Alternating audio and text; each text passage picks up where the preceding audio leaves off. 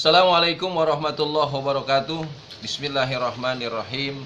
Nawaitu ta'aluma wa ta'lim wa tuzakkira wa tazkir wa naf'a wal intifa'a wal ifadata wal istifadah wal hassa ala tamasuki bi kitabillahi wa sunnati rasuli wa du'a ilal huda wa dalalata alal khair ibtigo'a mardatihi wa sawabihi wa kurbi.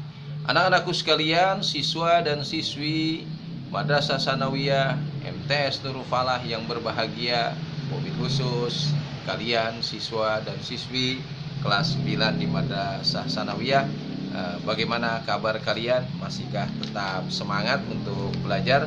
Dan saya berharap peliharalah kesemangatan itu, karena sering saya sampaikan kalian sudah kelas 9 jangan sampai kendor semangatnya, karena kalian akan menyelesaikan jenjang pendidikan di tingkat pertama. Jadi semangat ini menjadi bagian terpenting. Manjada wajada, siapa yang sungguh-sungguh pasti dapat. Nah, pelajaran kita kali ini di pelajaran seni budaya, yaitu bagian C di halaman 37, memeragakan tari dengan tata pentas. Jadi subbagiannya yaitu memeragakan tari dengan tata pentas. Yang pertama kita pelajari, sebenarnya ini bentuk pelajaran pengulangan dari kelas 7 dan kelas 8. Kelas 7 ada seni daerahnya, ya, tari daerah dalam pementasan. Nah, sekarang bentuk pentas. Pentas itu apa sih? Ya panggung, ya. Panggung itu adalah tempat berlangsungnya sebuah pertunjukan, yaitu ruang pentas itu sendiri, ya. Nah, bentuk panggung dalam sebuah ruangan pentas ini adalah tempat berlangsungnya sebuah pertunjukan, dalam hal ini tarian, di mana itu terjadi interaksi antara siapa penampilan penari yang ditampilkan di hadapan penonton.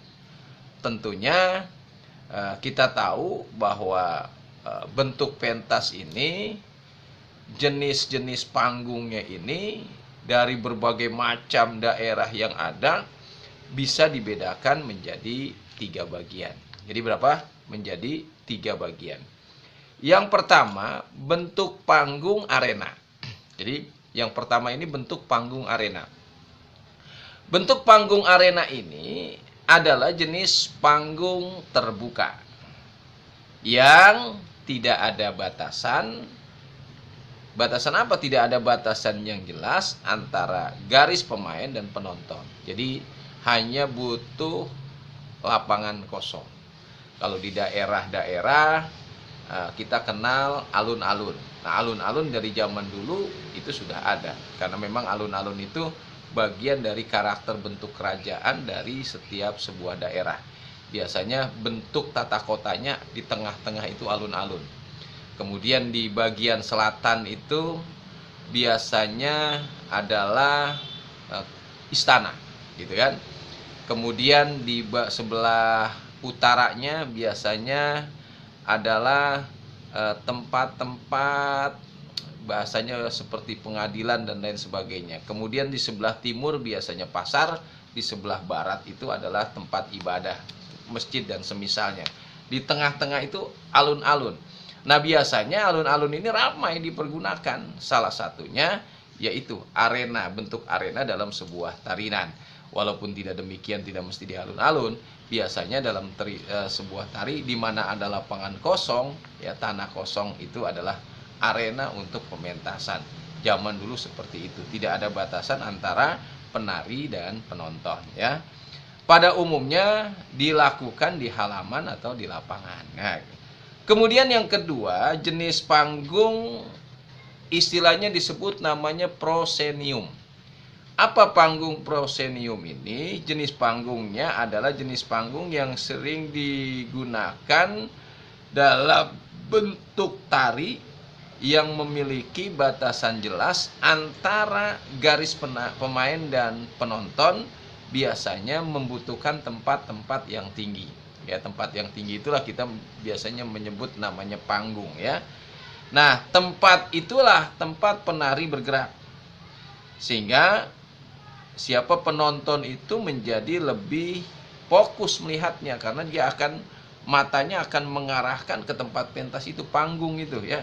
Nah, sekarang itu panggung di mana-mana ada, baik itu pertunjukan musik, pertunjukan konser-konser, atau pertunjukan apa misalnya sandiwara-sandiwara, itu biasanya menggunakan panggung.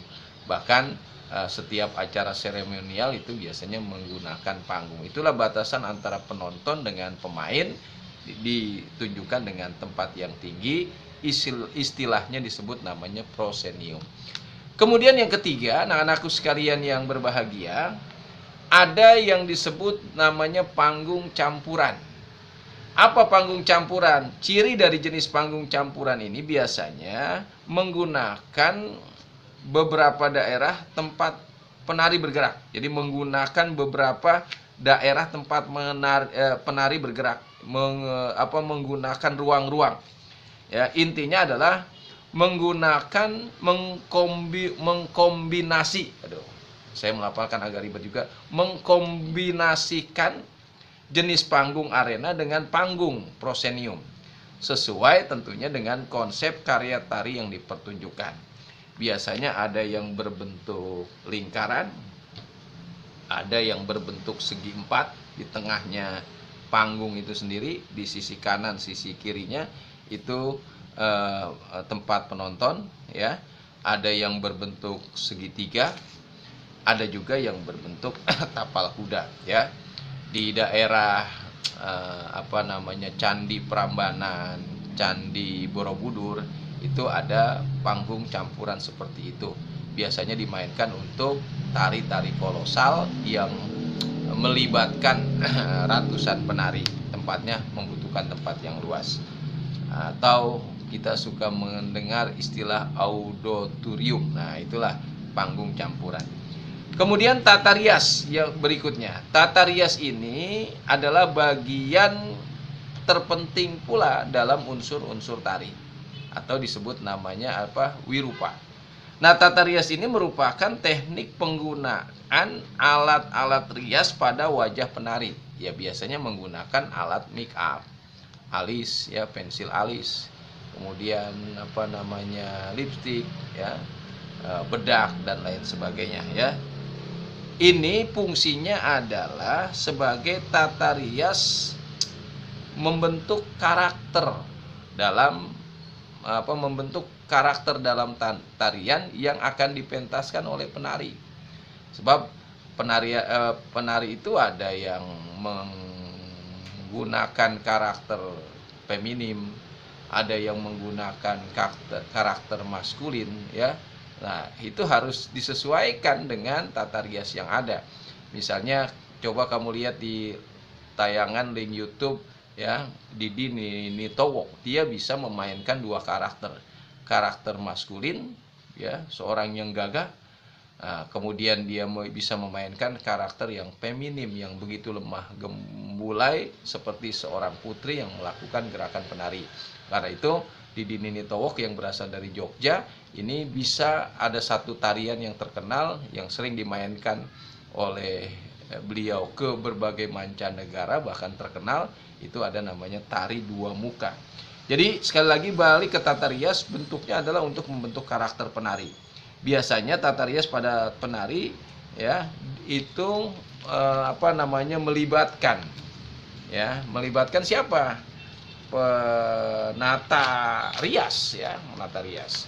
Kemudian yang berikutnya, yang ketiga, unsur tarian ada yang namanya kostum tari. Kita sudah bahas di kelas 8, kostum tari itu merupakan identitas satu tarian daerah ya. Nah, kostum tari yang sesuai tentunya harus dengan tema dari penari. Supaya apa? Menambah nilai estetis dalam pertunjukan karya tari. Selain sesuai dengan tema tari, pada dasarnya kostum tari haruslah enak dipandang, enak dilihat, kemudian juga tidak mengganggu gerak-gerak dari penari ya.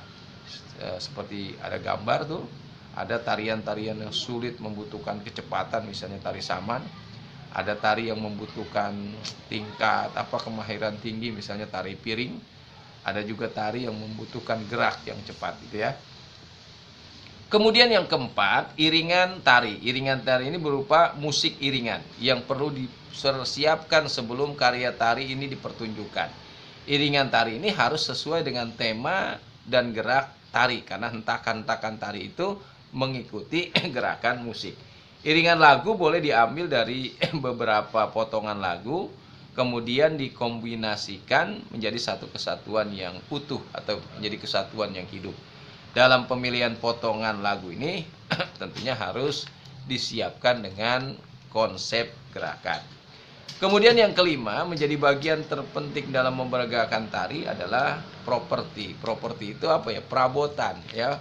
Properti ini pada bagian tari misalnya ada piring dalam tari piring, kemudian selendang dalam tari selendang. Pokoknya bagian-bagian yang melibatkan dalam estetika tarian itu properti menjadi penting. Misalnya payung dalam tari payung, atau misalnya topeng dalam tari topeng di Cirebon, itu adalah bagian-bagian properti. Intinya unsur-unsur dari mempergerakan gerak tari ini adalah untuk menambah nilai estetika dari gerakan-gerakan tarian.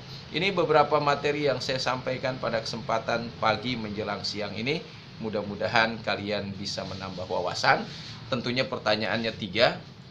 Apa yang dimaksud dengan tari tradisional? Kemudian yang kedua, apa kegunaan tata rias dalam tarian? Yang ketiga, sebutkan bentuk-bentuk panggung yang ada dalam sebuah ruang tari. Itu 3 pertanyaan, mudah-mudahan bisa dijawab. Tentunya tetap pelihara semangat belajar, jaga kesehatan, jangan malas, manjada wajada. Assalamualaikum warahmatullahi wabarakatuh.